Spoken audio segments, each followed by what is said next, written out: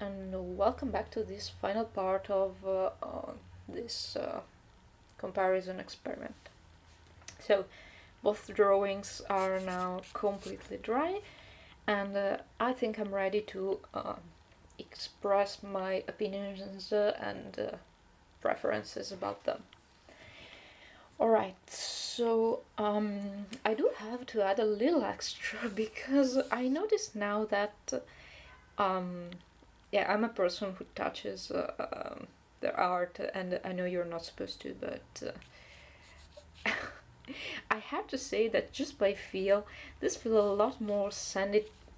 It feels like it's going to smear if I pass my fingers over it, a bit like a pencil drawing instead of a watercolor piece. If I have to say it just by touch, this is probably what feels more like watercolor. This feels like chalk, a bit like chalk, but it's not staining my fingers, so well, maybe it's just because of that liquid goop that came out of the tubes. I do not know. I really did not like that part.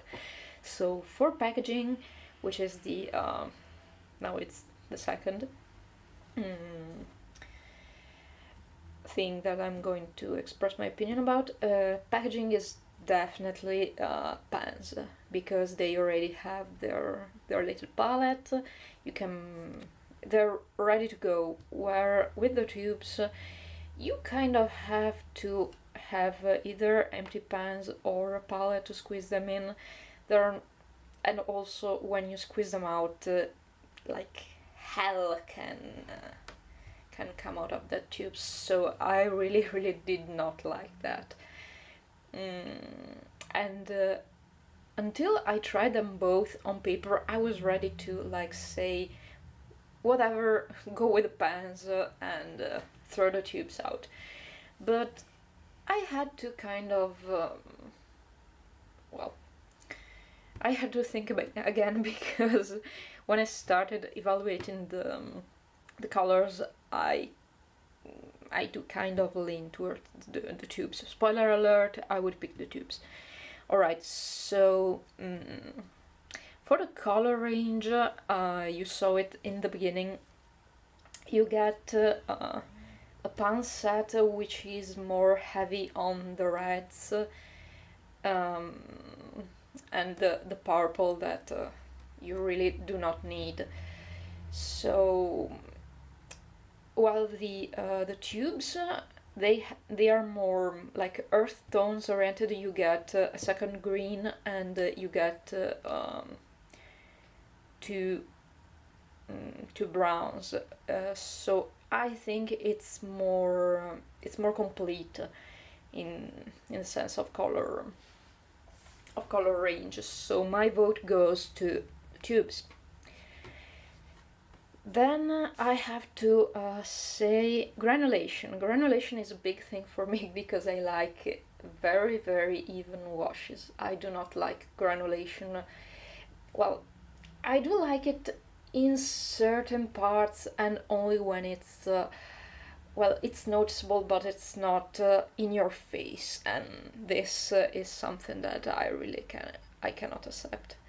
It's it's really obvious.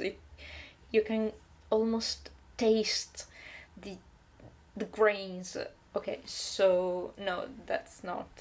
And it's a thing I noticed on a previous drawing when I mixed. I did not mix the green on the cool side, so with a cool blue and a cool yellow, but I used it. I mixed it on the warm side. It granulated as well. So while it's not granulating here, I can assure you that it does with the other yellow, the other green. Okay, so my vote once again goes to the tubes. Then we're talking about mixing. Mixing on the palette and then bring the mix on the paper, and mixing the colors on the paper. Okay, so for the mixing on the palette, I have to say that I prefer the pans because, well, you cannot notice it if I, let's, okay, let's bring this close. This is the black, the gray I was mixing, and I use a yellow ochre and ultramarine blue, and it looks like one color. Well, if you look here, you can almost see, especially on the borders and in between the lines, that it almost looks like the ochre and the ultramarine did not mix at all. So it's, I mean, it's not a deal breaker for me, but it's something that you notice if you get close enough to something, so I think it's useful for you to know. But if we have to talk about mix colors on paper, I have to say the tubes, and here you can see why. While I was laying down the colors, I was actually worried that, well, worried. I thought this would mix a lot better, but turns out that while they do intermix, so the red kind of goes into the other color and they look like they're going to mix, but they don't. You can still see the red and you can still see the other color, whereas here the red went over the gray, but they do kind of fuse together, so they actually mixed.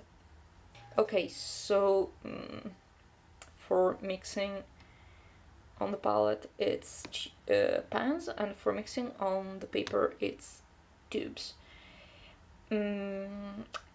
If I had to pick a favorite out of all the mixing, I would probably have to say the pans, just because I don't really use paper to mix my colors, so it's not something that I find useful, but if you do, then there you have the difference. Then the another part is hard to explain. It's the evenness, the ability to do a flat wash, or make a color look flat. For me, it's like the most important thing for watercolors, because I love my flats. I'm sorry, I like even colors, and yeah, that's basically what I like. And the tubes definitely did better than the pans, and it's really a personal preference of sorts. But yes, maybe you're like me, you prefer flat washes, or maybe you prefer something more with more movement, more dynamic, more casual. It's fine.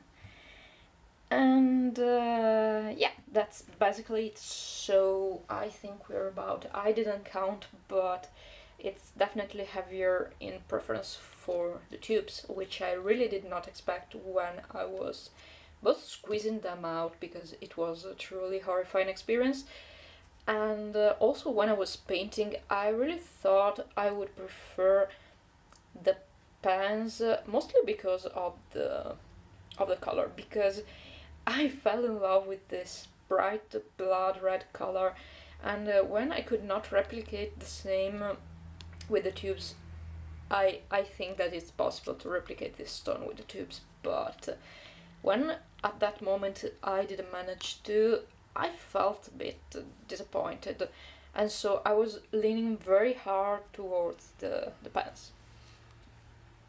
So my final opinion is both for the feels they have for me, and also for the money they're worth.